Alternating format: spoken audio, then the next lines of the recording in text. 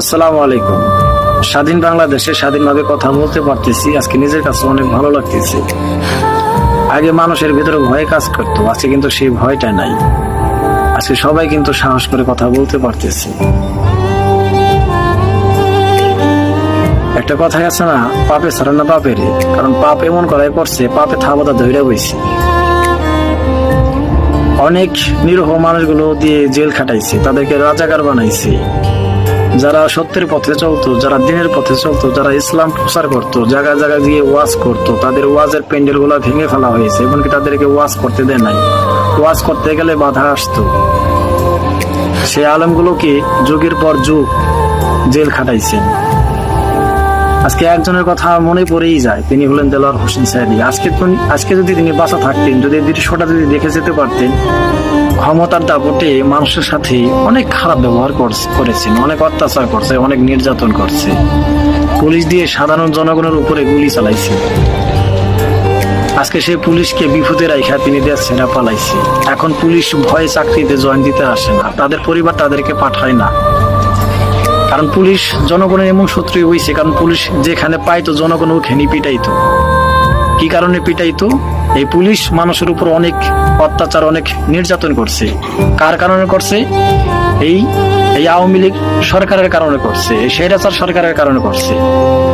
অনেক পুলিশ ভয়ে আজকে তারা কিন্তু চাকরিতে জয়েন করতেছে না। কি কারণে করতেছে না? তারা আতঙ্কের মধ্যে আছে। আমি বলবো পুলিশ ভাইদের, আপনাদের আর কোনো সমস্যা হবে না, কারণ আপনাদেরকে সরকার ঢাল হিসাবে ব্যবহার করেছেন। আপনাদেরকে বলা হয়েছে তাই আপনারা গুলি চালাইছেন। বলবো না যে আপনারা অপরাধী, তারপরেও 2024 সালে আপনারা যে শিক্ষাটা নিছেন মানুষের কাছ থেকে, এই শিক্ষাটা যেন সারা জীবন মনে থাকে। বা এই শিক্ষাটা সবসময়, এই শিক্ষা নিয়ে সবসময় পড়াশোনা করবেন যে 2024 সালে কি হয়েছিল। যদি শিক্ষাগুলো নিয়ে যদি সবসময় থাকেন, তাহলে কিন্তু সামনে কিন্তু আর জনগণের উপরে বা কারো হুকুমে কিন্তু গুলি চালাইতে পারবেন না। যদি এই 2024 সালের কথা যদি মনে থাকে, তা আপনারা আপনাদের কর্মস্থানে ফিরে আসেন, আপনারা আপনাদের চাকরিতে জয়েন করেন, ইনশাল্লাহ আপনাদের আর কোনো সমস্যা হবে না। আর যারা বলে যে ডক্টর ইউনূস দেশ চালাইতে পারবে না, ঠিক মতো কথা বলতে পারে না, হাঁটতে পারে না, বয়স হয়ে গেছে, আসলে ওরা হলো মূর্খ। যারা বলে এটি হলো আওয়ামী লীগের চামচা, ছাত্রলীগের চামচা, ঠিক আছে? আওয়ামী লীগের চামচা, আওয়ামী লীগের নেতা পেতারা কিছু আছে না, আতিপাতি, এরাই বলে যে ডক্টর ইউনূস দেশ চালাইতে পারবো না। কারণ ডক্টর ইউনূস যে বিষয় নিয়ে পড়াশোনা করছে আর যে পৃষ্ঠা নিয়ে পড়াশোনা করছে, কারণ ওই পৃষ্ঠার তো পুরো দূরের কথা, ওরা তো ধারের কাছে যেতে পারে নাই।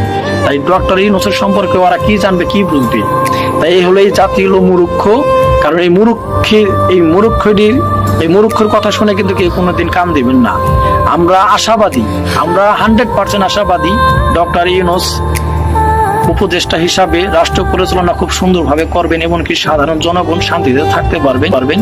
এমনকি আমাদের যে বাজারে যে শাক সবজিগুলো যে আছে, পণ্যের দামগুলো ইনশাল্লাহ এগুলো অল্প দিনের মধ্যে কমে যাবে, অলরেডি কিন্তু কমে গেছে। আগে যে ব্যবসা ভাইদের যে চাঁদাগুলো দিতে হইতো, কিন্তু এখন কিন্তু সে চাঁদাগুলো দেওয়া হয় না। এখন কিন্তু তারা ডাইরেক্টলি কিন্তু কিনে এনে কিন্তু বেচতে পারে, বুঝছে? এমনকি তারা ভালো টাকায় কিন্তু লাভ করতে পারে। কিন্তু আগে কিন্তু এই জিনিসগুলো পারতো না, চাঁদা মাদা হ্যান ত্যান এটা দিতে হইতো, এর দিকে কিন্তু জিনিসপত্রের দাম বেড়ে গেছে। তাই এই স্বৈরাচার সরকার কিন্তু মানুষের উপরে কিন্তু অনেক নির্যাতন করছে, অনেক অত্যাচার করছে। সারা জীবন এই আওয়ামী লীগের চামচা গাছে পানি দিল, কত কষ্ট করে বালতি নিয়ে, সেই গাছ হঠাৎ করে দেখি উধাও, গাছ নাই।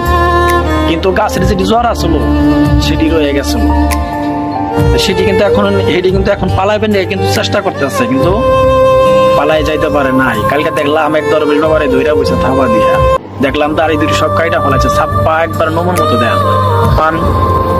আর আমাদের বাংলাদেশ অনেক হিন্দু ভাইরা আছে, এদেরকে সাহায্য করবেন, এদের উপর অত্যাচার করবেন, এদের উপর নির্যাতন করবেন না, কারণ এরা আমারই ভাই, কারণ এরাও বাংলাদেশি, এরা হলো বাংলাদেশের নাগরিক, কারণ এদের অধিকার আছে। এরা পূজা করবে, এরা এদের ধর্ম পালন করবে, কেউ বাধা দিবেন না। কারণ ইসলাম কারো শত্রু না, ইসলাম হলো সবার বন্ধু। তারা যদি তাদের জ্ঞান অর্জন করে বা তারা যদি ভালো পথে ফিরে আসতে পারে, আমাদের ধর্মে আসবে, আর না হলে নাই।